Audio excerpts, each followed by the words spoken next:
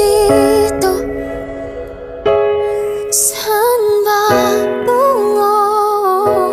Kanino ako magtitiwala kung puso at isip ay ligaw? Sino bang kakapitan?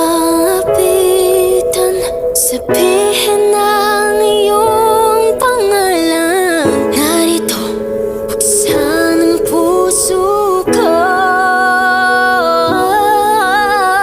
Hawak mo ang aking kamay sa aking paglalakbay. At ngayon ay nakita ko, natutunan kong magmahal.